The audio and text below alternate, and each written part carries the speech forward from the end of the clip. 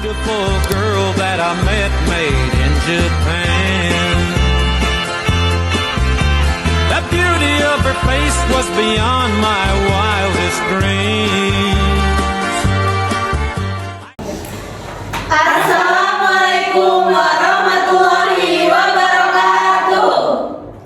Di sini kelompok kami akan menjelaskan materi tentang analisis kelayakan syariah, struktur dan resiko suku korporasi. Di sini saya Rasya Dafara Farsha, Saya Anggita Adatia, Saya Karin Nurmala, saya Yohana Cahyanti, saya Denzel Safitri, Dan saya Sevia Putri.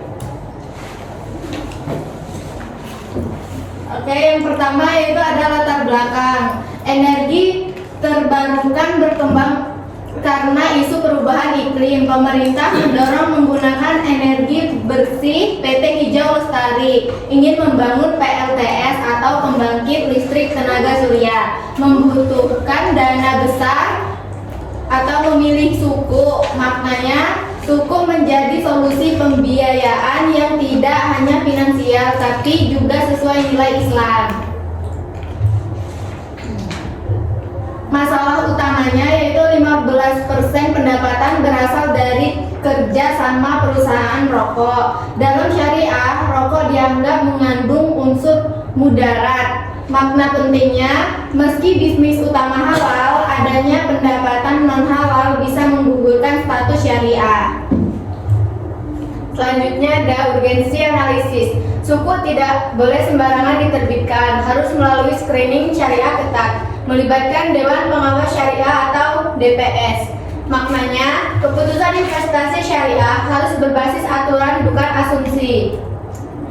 Pengertian suku adalah bukti kepemilikan atas aset atau proyek, berbeda dengan obligasi atau tidak berbunga. Berdasarkan akad syariah, maknanya investor tidak memberi utang tapi ikut memiliki aset.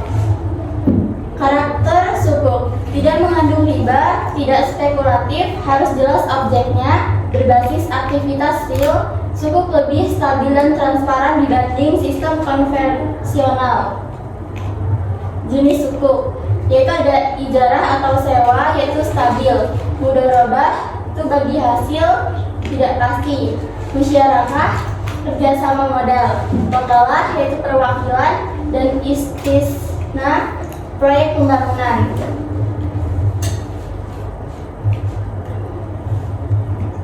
Sukuk ijarah atau fokus, investor membeli aset sama dengan disewakan, mendapatkan ujrah atau sewa, pendapatan tetap, cocok untuk proyek PLTS yang menghasilkan cash flow stabil.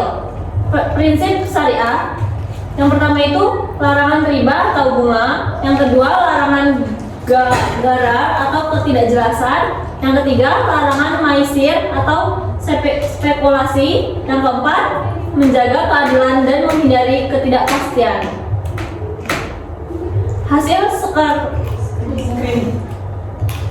Hasil screening, yang pertama itu pendapatan non halal sama dengan itu 15%, yang kedua itu melebihi batas standar, yang ketiga perusahaan gagal memenuhi kriteria syariah. Selanjutnya itu cleansing, yang pertama itu pemisahan dana non halal, yang kedua itu disalurkan untuk sosial, yang ketiga upaya memperbaiki kepatuhan syariah.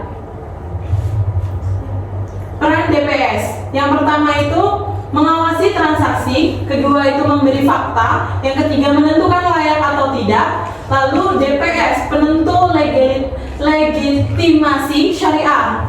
Pemilihan sukuk, dipilih sukuk ijarah. Alasannya ada aset PLTS, pendapatan stabil, risiko lebih rendah. Maknanya instrumen harus sesuai dengan karakter proyek.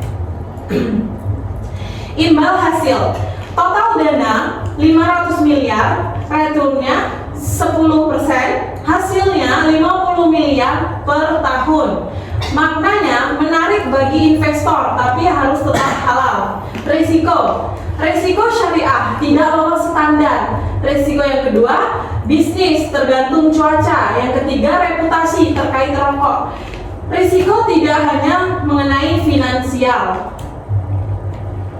Kesimpulan, tidak lolos screening syariah. Sukuk ijarah paling cocok, potensi keuntungan tinggi tapi perlu diperbaiki. Sarannya yaitu kurangi pendapatan non-halal, lakukan cleansing, fokus pada bisnis halal, tingkatkan transparansi, perbaikan atau meningkatkan kepercayaan investor. Jadi dalam ekonomi syariah, keuntungan tidak bisa dipisahkan dari kepatuhan terhadap prinsip, karena keberkahan menjadi tujuan utama, bukan hanya profit. Sekian presentasi dari kelompok kami. Saya ucapkan wassalamualaikum Waalaikumsalam warahmatullahi wabarakatuh.